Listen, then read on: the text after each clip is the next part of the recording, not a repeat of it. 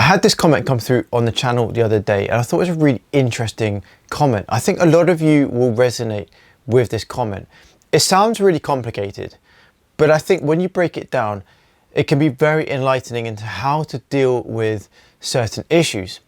I think from a point of view of you as a viewer or you as a patient, I think it would be really useful to see kind of how I think or how I would go about working with someone like this. So let me read it out to you. So the comment reads, I am 74, a double breast cancer survivor, and was diagnosed with FMS. FMS is fibromyalgia syndrome in my mid-40s.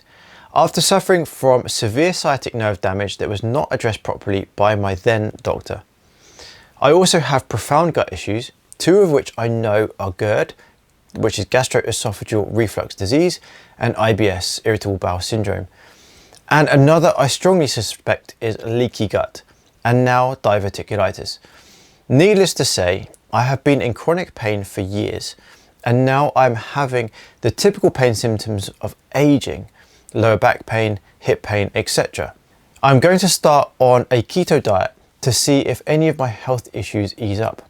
I believe greatly I need magnesium, but with my IBS issue, it rips right through me, causing diarrhea and painful gas. I find this to be a common problem with many supplements recommended to me over the years. Do you have any advice on how I can successfully take magnesium? By the way, just because I was diagnosed with fibromyalgia syndrome and my symptoms meet the criteria for FMS you mentioned in the video, it does not mean I don't have an open mind as to what might be really going on with me.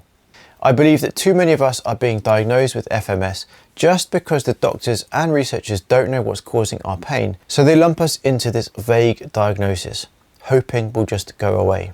I was very interested in what you had to say in this video, and I thank you for it. I'm a subscriber and glad to be. Now, I just want to mention here that this is not a patient of mine. I've not seen this lady, and I don't know anything more than what you've just seen in this comment. So I've got no more information than what you've got based on what I've just read. There's a few things we need to first of all consider. If I was seeing this person in clinic, there's a lot more I would do before I even see them face to face. I would get them to fill out multiple questionnaire forms that look at their lifestyle and health history, their current symptoms and the extent of their symptoms. And it would all give me a good idea of what else could be going on or what other things leading up to this point has got them here. I would often also request copies of their previous medical history, looking at things like their blood tests and the markers within the blood test, seeing if there's anything that's relevant. Then when I get this person in, I'd be going through a full consultation, which would usually take anywhere between an hour to an hour and a half. We'd be looking at things like past medical history, things that might have triggered it, lifestyle history, diet, stress, sleep, all these other factors that go around what's going on right now. So putting all that aside and just looking at this comment, let's break it down and let's talk through it and see what we come up with. So we have a female, 74 years old, double breast cancer survivor. So based on that, first of all, I would want to know, have they been through chemo? Have they had radiation or surgery? Have they had a mastectomy or double mastectomy? That would kind of give you an idea of like previous medications. Maybe if they were on chemo or radio, that possibly affected their immune system. They were diagnosed with FMS, so fibromyalgia syndrome, in their mid-40s.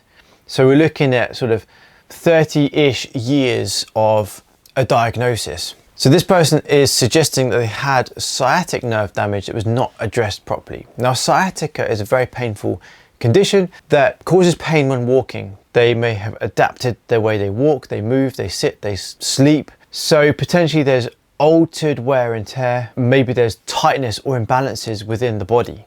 So structurally, there's probably a lot going on here. Not only that, but they've had this diagnosis of FMS for 30-ish years. So how would that affect someone mentally? You know, if you've been living with a diagnosis for so long, sometimes that changes people. People start living a certain way based on the diagnosis that they've been given. So how would that affect the way that this person has been living? There's plenty of gut issues, so I would be interested to look at maybe diet, maybe run a couple of tests like a stool test or tests for leaky gut. Needless to say, I've been in chronic pain for years, and now I'm having the typical pain symptoms of aging, lower back pain, hip pain, etc. Pain will often lead to less movement. Patients will often not want to move because of fear of more pain. So I would imagine perhaps this lady has not been as active as perhaps they were previous to all of these diagnoses. With less activity, maybe means that they're not enjoying things as much. Maybe they can't do things for as long. Maybe they are not doing activities that they perhaps would love to do. Maybe that's affected their social life. Maybe because of aches and pains, they're not going out and about as much, or not going to certain social things because of the distance they might have to walk or stand, or the duration they might have to sit for. I'm going to start on a keto diet to see if any of my health issues ease up. Now, a keto diet is a diet where you mainly remove carbohydrates and eat predominantly high fats. Keto diets have actually been shown to be very beneficial for certain conditions. So I would actually say potentially this could be a good diet to follow. It may not be something that one would want to follow forever. I think certainly in the short term, it could potentially be very beneficial. With a keto diet, you're reducing a lot of carbohydrates, which means your body doesn't have sugar to run as a fuel, which means that your body then switches to burning something called ketones. So it's an alternative kind of backup source of energy. So I'd be very interested to see how this lady actually gets on with the keto diet and whether it actually does help with her symptoms. I believe I greatly need magnesium. Most people do. In fact, almost every single one of my patients I see in clinic need magnesium or would benefit from magnesium.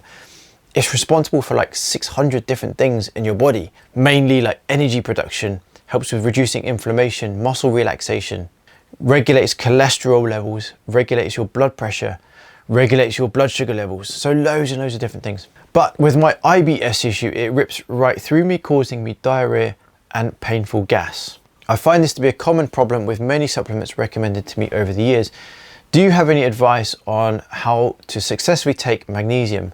First of all, I think we need to consider what is the magnesium this person is taking. You can get multiple forms of magnesium and each form is absorbed differently within the body. I use two forms predominantly, magnesium glycinate and magnesium citrate. Glycinate seems to be really well absorbed. So for people with systemic issues or muscular issues, I tend to advise magnesium glycinate because it's absorbed into the body and can be used. Magnesium citrate, on the other hand, is not so well absorbed. So for patients with, say, tendencies towards constipation, that magnesium would sit more in the gut, help to loosen the gut and help to loosen the stools.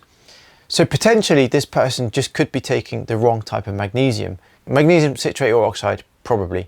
I find that most magnesium supplements off the shelf, so in health food stores or supermarkets, are terrible in quality, and the type of magnesium is like the worst type of magnesium you can get, usually something like magnesium oxide. So if this person was buying magnesium, check the type of magnesium it is.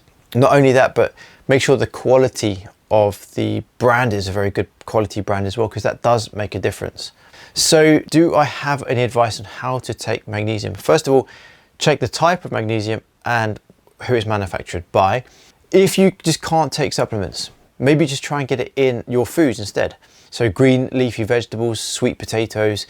Generally speaking though, that is not enough. So most people do need to supplement with magnesium. By the way, just because I was diagnosed with FMS and my symptoms meet the criteria for FMS, you mentioned in the video, it does not mean I don't have an open mind as to what might really be going on with me. Now, ultimately, this person has been given a label, a diagnosis, fibromyalgia syndrome. When we're given a diagnosis, we're given a label, we're given a diagnosis that fits the symptoms or the signs that you're presenting with. Now, that doesn't mean you're necessarily stuck with that problem for life. If you work on improving your health and you get to the bottom of what's causing those symptoms, potentially you can considerably improve that condition to the point where sometimes maybe you might not even have that diagnosis anymore. So this is a really important part of this comment. It implies that this person is open-minded, which is huge when it comes to improving your own health. A lot of the time when people are given a diagnosis, they own that diagnosis, it becomes part of them. When you talk to a person who's been, say, diagnosed with ME, or chronic fatigue, they'll often tell you, oh, I've got ME, or I've got diabetes, or I've got high cholesterol. In conversation, they'll often drop it in, and that's part of them. So those people that own that condition are very rarely willing to do what they need to do to overcome that problem. But someone like this who has an open mind is willing to challenge that diagnosis, is willing to potentially do what's required to overcome these symptoms. So really important.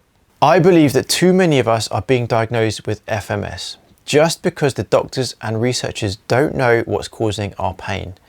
So they lump us into this vague diagnosis, hoping we'll just go away. A lot of the time, people with fibromyalgia have, in my opinion, have been given the diagnosis of fibromyalgia because they have unexplained pain or multiple areas within their body that's causing pain, and it just happens to fit that label or that diagnosis. So they're given that diagnosis of fibromyalgia, when in fact, actually it's not, and can be resolved with potentially movement or an improvement in diet or whatever. But the last bit of this comment here where it says hoping will just go away. Now, what kind of care are we giving people if those people are feeling like we want them just to go away? If I found out that a patient of mine felt like I wanted them to go away, I'd be devastated. That is terrible care. So we as healthcare practitioners, including doctors, none of us sign up because we don't want to help people. That's the reason why we will go into the profession that we're in, because we want to help people. So we have to be careful with how we talk to our patients, how we treat our patients. Now, it's not always the doctor's fault. Doctors only have a very short amount of time to deal with patients. Here in the UK, our doctors are extremely overworked. They have maybe about 10 minutes to discuss what's going on with you and eliminate sort of the worst case scenario. They don't have the time to tell you you need to eat better, sleep better, work on your digestion, work on maybe taking some supplements, get more exercise. They don't have the time for that.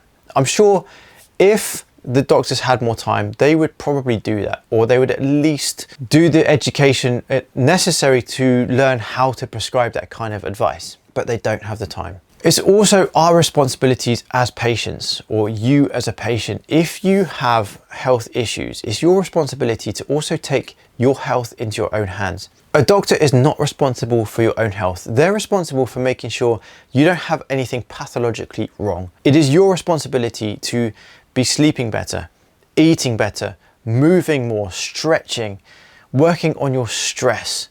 There's loads of things that you can do yourself without any intervention or without even much in the way of cost that will help you improve your health. It's really important that we just look after ourselves. So that comes to the end of this person's comment. Hopefully you found that interesting, and hopefully it's given you a little insight into how I might be thinking as a practitioner of how to deal with a certain patient.